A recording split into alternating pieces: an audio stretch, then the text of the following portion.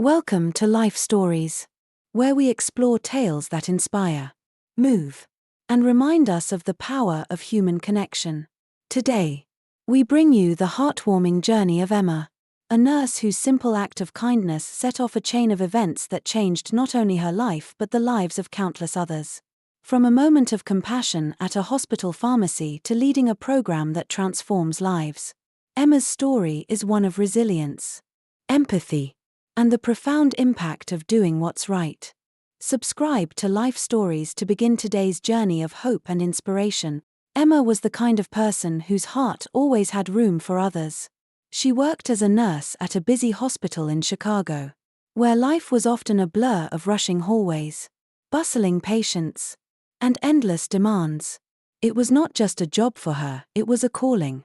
For 3 years, Emma dedicated herself to her patients, offering not only care but also a warmth that many hadn't experienced in years. She was the nurse who stayed a little longer by a bedside, offering comfort when words failed, the one who made anxious family members feel seen and heard. Even during her busiest shifts, she was tireless in her compassion. But beneath the surface, Emma's own life was riddled with struggles she rarely spoke of. Bills seemed to pile up faster than she could pay them. Her student loans loomed large, a shadow of her years of studying to become the nurse she always dreamed of being. Rent was a constant worry, and her mother's medical bills only added to the strain. Many nights, Emma skipped meals, telling herself she'd eat when she got home, though often later never came. One grey afternoon, while heading to what should have been her lunch break, Emma saw Mr. Wilson at the hospital pharmacy counter. He was a familiar face, an elderly patient who came in often. Always polite, always grateful. But today, there was something different. His shoulders slumped, and his hands, frail and trembling, fumbled with a handful of coins. The pharmacist stood nearby, her expression a mixture of concern and helplessness. Mr. Wilson counted the same coins over and over, his lips moving silently, as if sheer determination could make the amount sufficient. Emma's heart clenched at the sight. She knew all too well the humiliation of not having enough. Without hesitation, Emma approached him. She placed a gentle hand on his shoulder, her touch soft but firm enough to draw his attention. "Mr. Wilson," she said quietly, her voice steady despite the ache in her chest. "Let me take care of this for you."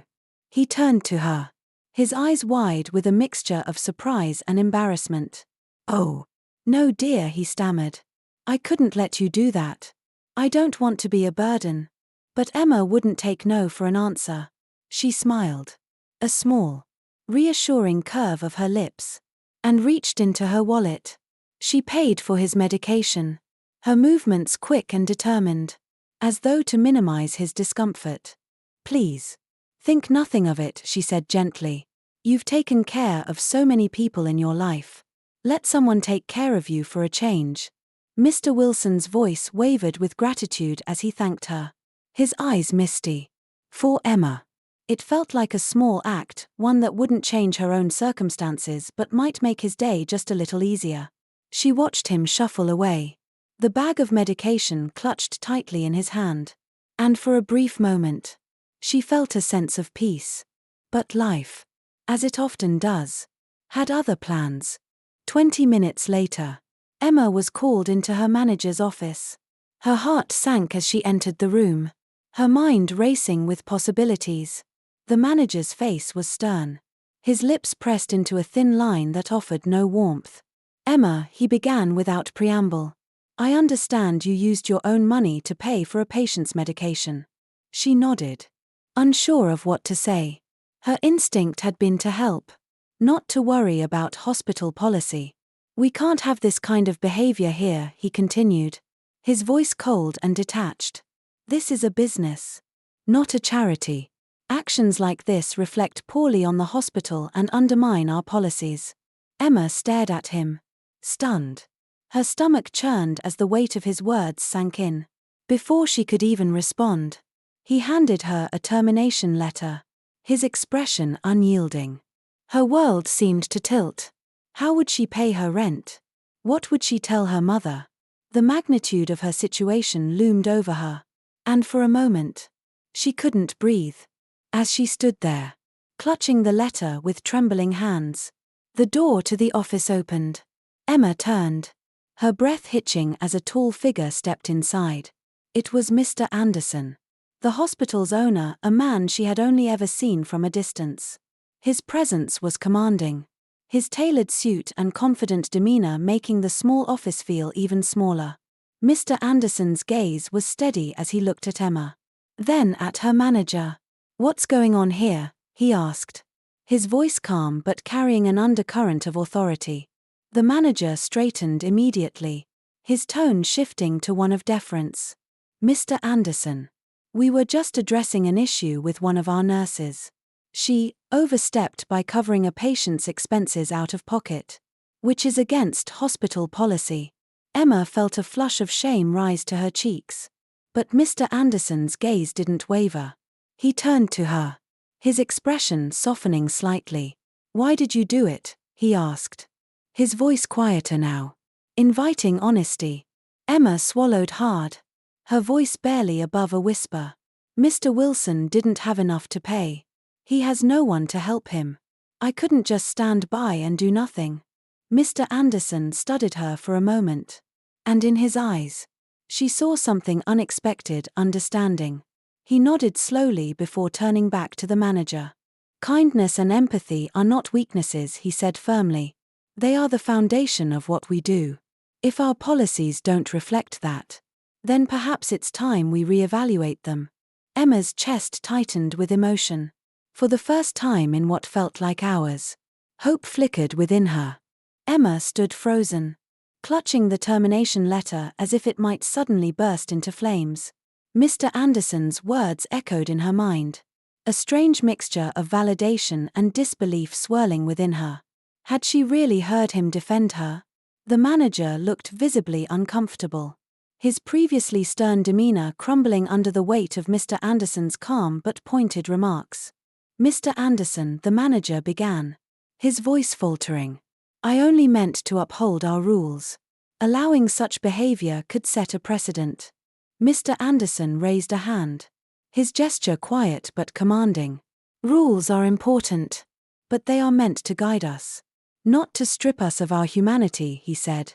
His gaze returned to Emma, who felt her face flush under the scrutiny.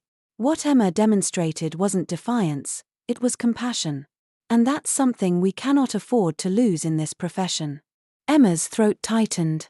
She had acted on instinct, thinking only of Mr. Wilson's needs in that moment. To hear Mr. Anderson frame it as something greater was both humbling and overwhelming. "Emma," he said, his voice gentler now, "I'll be reviewing this matter further. For now, take a moment to collect yourself. This isn't over." She nodded, barely able to process his words, and walked out of the office, the termination letter still clutched in her hand.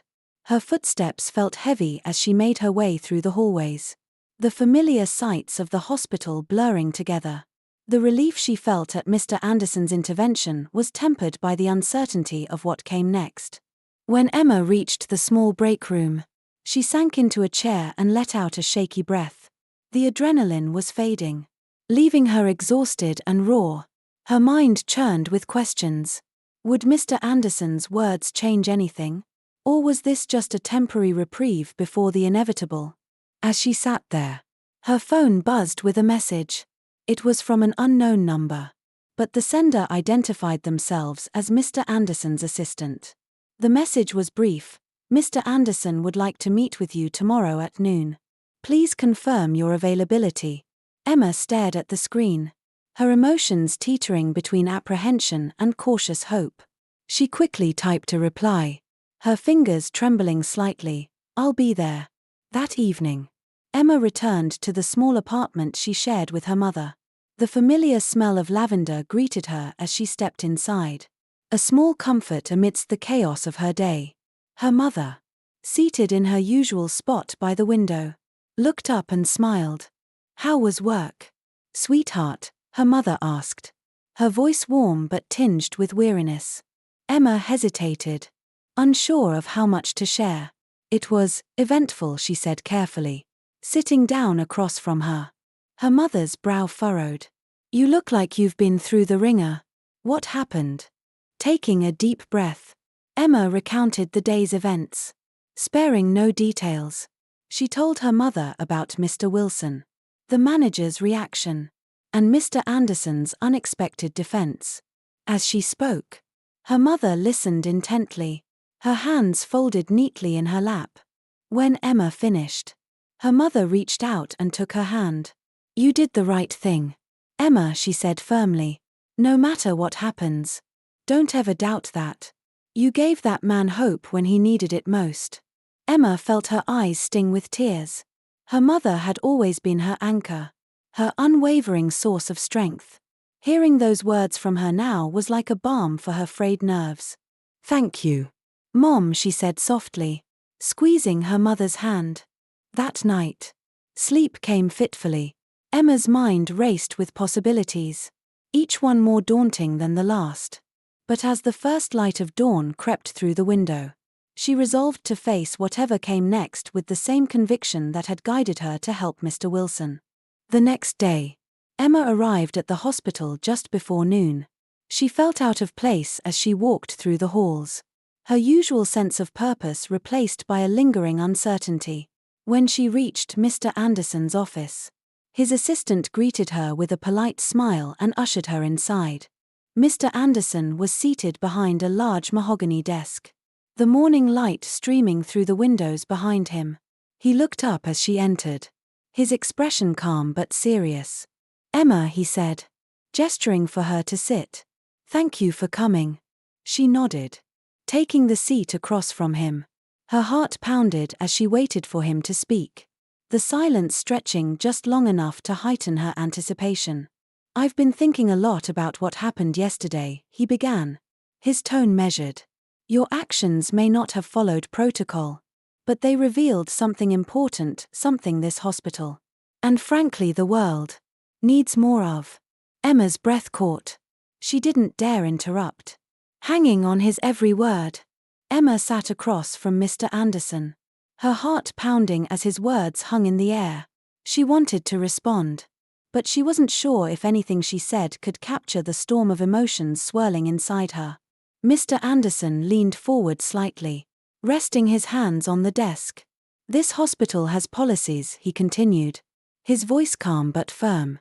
Policies that are designed to create structure, predictability, and order.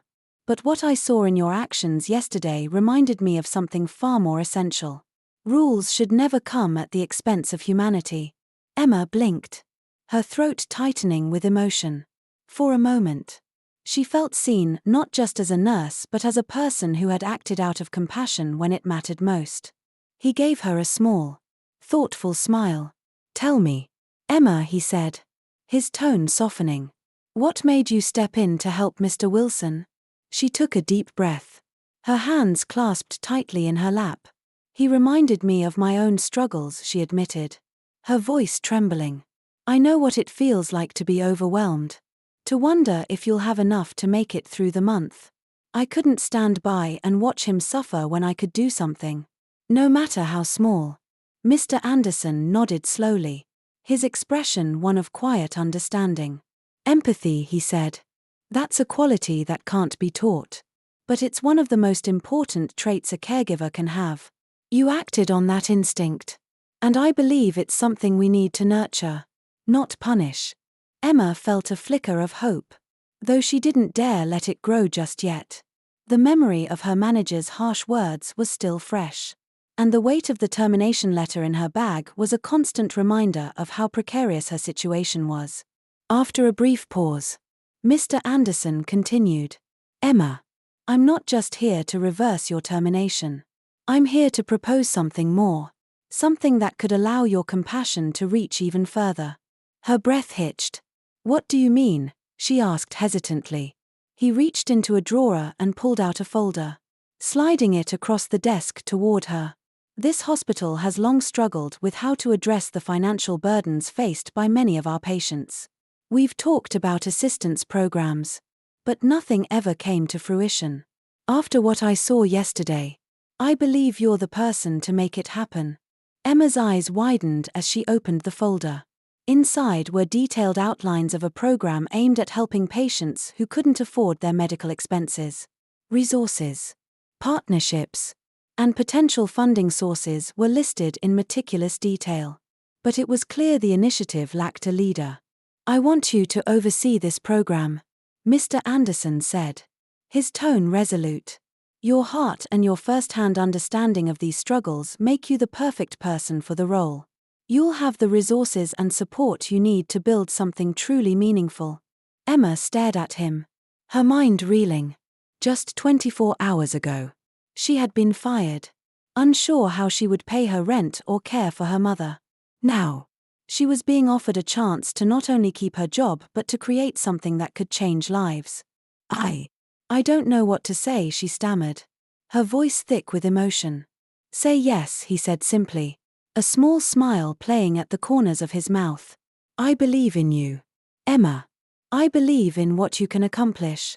She looked down at the folder again, the weight of his trust settling over her. It wasn't a burden, though it was a gift, a chance to turn her struggles into something greater. Finally, she looked up, her eyes glistening. Yes, she said, her voice steady despite the lump in her throat. I'll do it. Mr. Anderson's smile widened, and he extended a hand across the desk. Emma shook it, feeling a surge of determination coursing through her. You won't regret this, she said, her voice firm. I'm sure I won't, he replied. Now, let's get started. As Emma left his office that day, the folder clutched tightly in her hands. She felt a strange mix of emotions, relief, gratitude, and a renewed sense of purpose. She had been given an opportunity not just to rebuild her own life but to help countless others in ways she had always dreamed of. In the months that followed, Emma transformed the patient support program into a lifeline for countless individuals. Patients who once felt hopeless found relief, and families struggling under the weight of medical bills saw a glimmer of hope. Emma's compassion and dedication became a guiding light for the hospital and beyond, inspiring her colleagues to view their roles not just as jobs, but as opportunities to make a difference. Her journey, which began with a simple act of kindness, had blossomed into a profound purpose. Emma had faced challenges, endured doubt, and overcome fears. But through it all, she remained true to her belief in the power of empathy. This story reminds us that kindness, no matter how small, can ripple out to change the world. Loved this story? Subscribe to Life Stories for more inspiring tales.